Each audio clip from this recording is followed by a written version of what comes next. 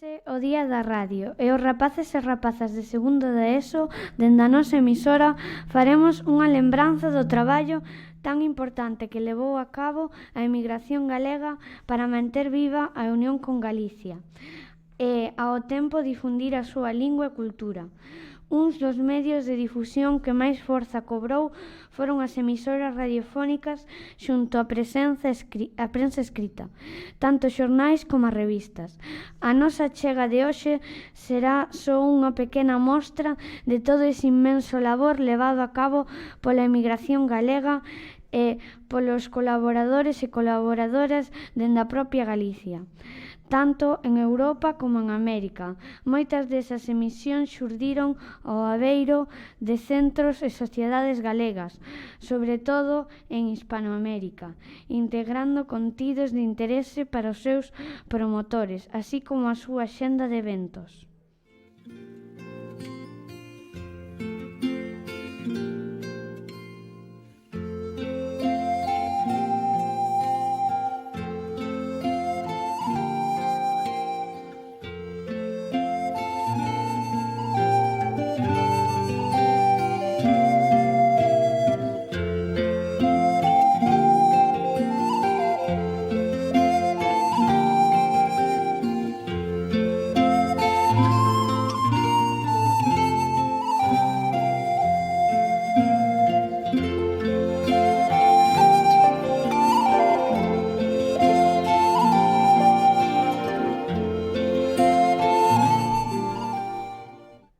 A música tamén nos acompaña nesta pequena homenaxe radiofónica, con cancións que dun xeito ou outro dan conta da transmisión da nosa lingua alén das nosas fronteiras, ben pola súa difusión internacional ou porque os seus intérpretes formaron ou forman parte tamén desa colectividade emigrada.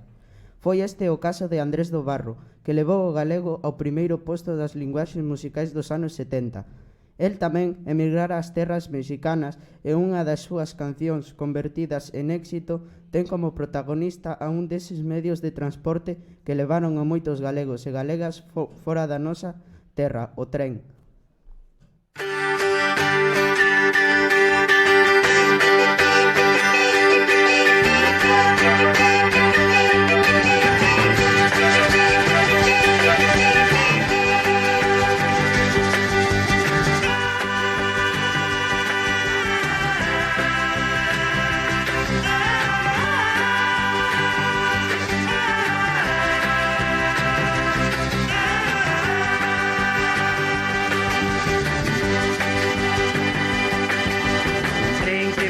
Pola beira do miño me leva polo meu camiño.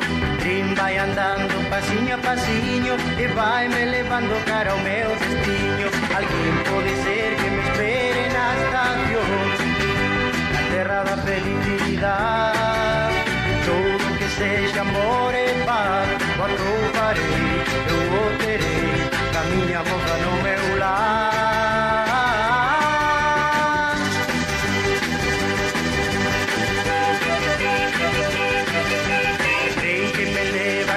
Camiña, vai botando fume, corre pola vía. Río vai feito un mar de leticias, no tren pouco a pouco volto a miña Galicia. Así moito tempo de estar longe de ti, por noites cheas de soidade, pasando ca xente polas mañás. Escoitarei, saberei o que pasou polo meu lar.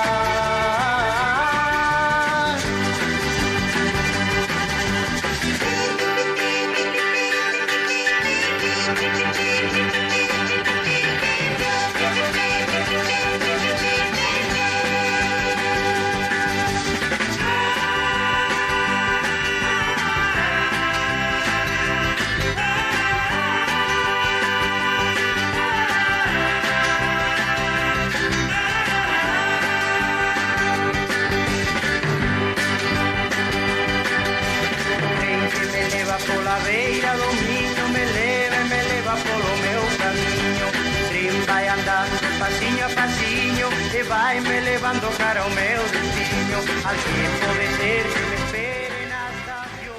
Comezamos o noso percorrido en Londres. Aquí xorde Galician Program. un programa radiofónico emitido pola emisora inglesa BBC desde Londres, entre os anos 1947 e 1956, que se converteu na primeira emisión radiofónica estable en lingua galega.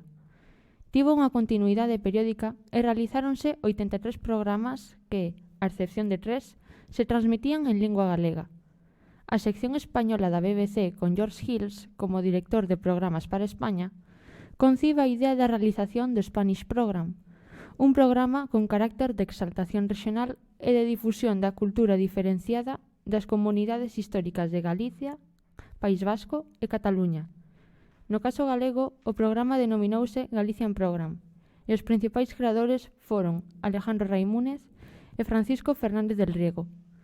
Fernández Raimúnez, forzado a exiliarse en Londres durante a Guerra Civil, entra en contacto con Fernández del Riego, a quen lle encarga o labor de procurar colaboracións para o programa por parte de intelectuais galegos, os cales accederon e cooperaron activamente.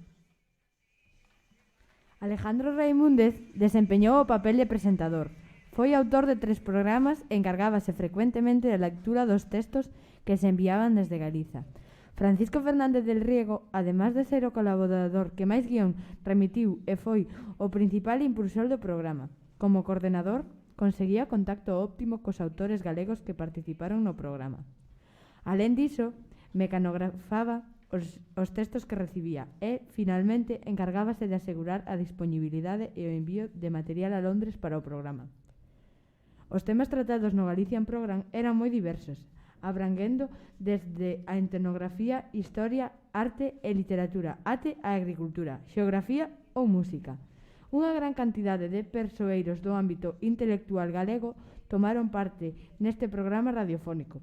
Destacamos aquí só algúns nomes: Plácido Ramón Castro, Fermín Bouza Rei, Ricardo Carballo Calero, Álvaro Cunqueiro, Rafael Dieste, Celso Emilio Ferreiro, Ramón Otebro ou Pura Vázquez. Voltamos á música lembrando a unha das cantantes galegas máis queridas e famosas, Ana Quiro, nacida en Galicia, pero emigrada a Barcelona, sendo nena polo traballo do seu pai. A partir dos anos 70, comeza a viaxar a Galicia e a afondar na súa carreira musical. Posúe unhas das máis amplas carreiras discográficas de Galicia e converteuse nun fito musical, sobre todo para a emigración galega, con concertos en Francia, Suiza, Alemaña e América. Lembramos un dos temas que dedicou a todos e todas os que dixaron a terra, titulando Homenaxe aos emigrantes.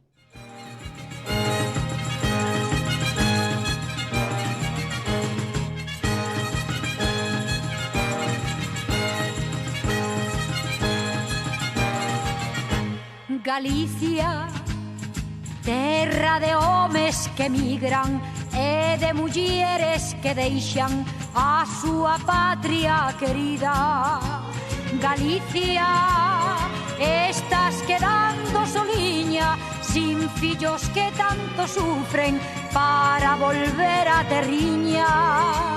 Galicia, estás quedando soliña, sin fillos que tanto sufren para volver a terriña.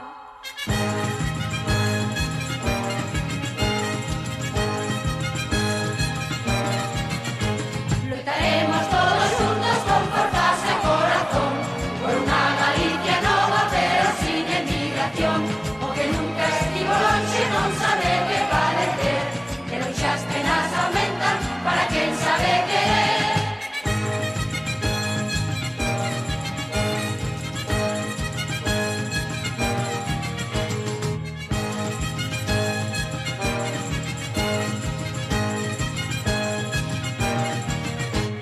Terriña, donde tantos fillos faltan, lonxe do pobo que aman, sempre sospirando amantes.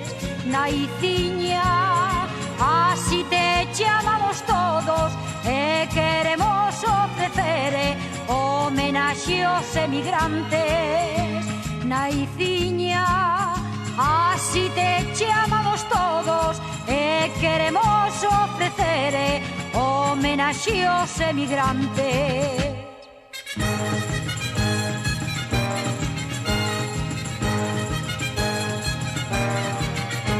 Lutaremos todos juntos con forzas de corazón por unha Galicia nova pero sin emigración, o que nunca estivo longe non sabe que padecer, que non xa estrelas aumentan para quen sabe que... Lembramos agora a figura de Plácido Castro, tamén presentador e locurredactor do Galicia Program durante 6 anos. Nado en Concurbión o 25 de xaneiro do 1902 e finado en Cambados o 17 de xullo de 1967. Foi un escritor, xornalista e traductor galego. Foi unha figura destacada do galeguismo de entreguerras, así como un activo persoeiro da cultura galega na diáspora, durante a súa estadía no Reino Unido tras a Guerra Civil. Cando tiña 6 anos, os pais trasladáronse ao Reino Unido, onde proseguiu os seus estudos tanto secundarios como universitarios. Durante esa etapa universitaria, comezou o seu labor como traductor. Esporádicamente visitaba Galicia e asentouse en Londres, onde colaborou en xornais diversos. En 1930 retornou a Galicia e ao pouco empezou a colaborar coas Irmandades da Fala. En 1936, co levantamento militar contra a República, detivérono en Muxía e procesárono. Foi condenado a inhabilitación absoluta, debido á inhabilitación que pesaba sobre el e a ditadura. Exiliouse primeiro en Portugal e finalmente de volta no Reino Unido, onde se asentou de novo en Londres, sendo neste momento cando se converte en locutor do programa. Tras a súa volta definitiva a Galicia, trabaja como profesor en Cambados e alí onde morre en 1967. Para trasladarnos agora ao continente americano e a súa relación coa radio en galego, escoitaremos a Cristina Pato, unha das gaiteiras galegas máis recoñecidas e que desenvolve o seu labor como intérprete en Nova York, cidade na que reside, malia ter nacido en Ourense, polo que ela tamén forma parte desa emigración galega. Ten múltiples recoñecementos e titulacións e o seu primeiro disco gravouno con 18 anos, converténdose na primeira muller en gravar un disco en solitario como gaiteira en Galicia e España. Escoitamos agora unha das súas pezas.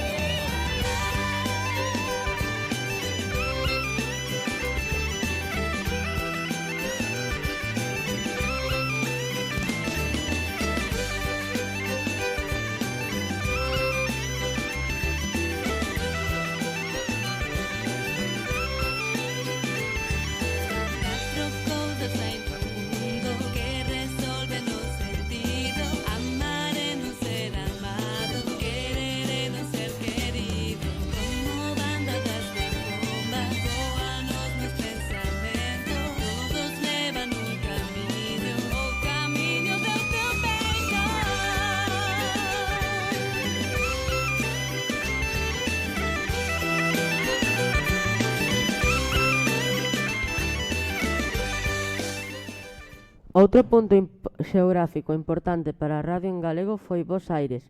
Unha tese doutoral destaca a presenza de ata 70 iniciativas dende comezos da década de 1930. Agora continúan emisións para a colectividade galega alí emigrada grazas a internet, como Lembrando a Galicia ou Galicia con Vos. Xosé Núñez Búa converteuse no primeiro locutor galego na emigración con colaboracións de microespazos na programación de La Hora Iberoamericana. Arredor de 1930, pouco despois, en 1932, xorde La Hora de Galicia, un programa dunha hora dedicado a Galicia.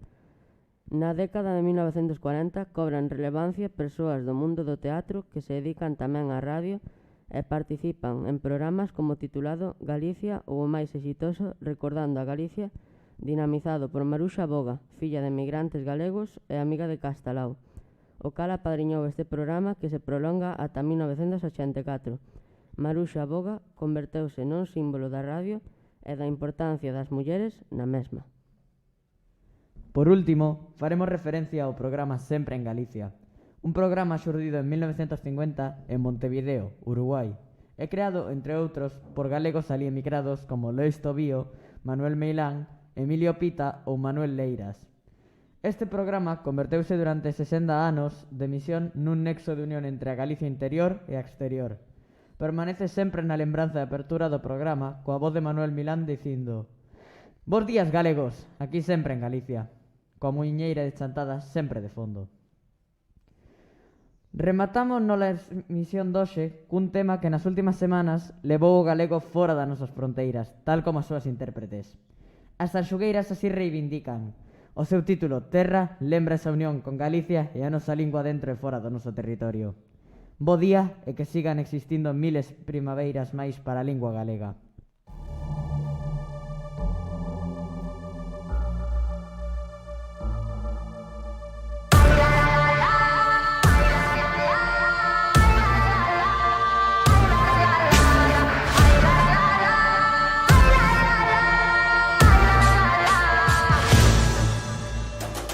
Esta noite foliada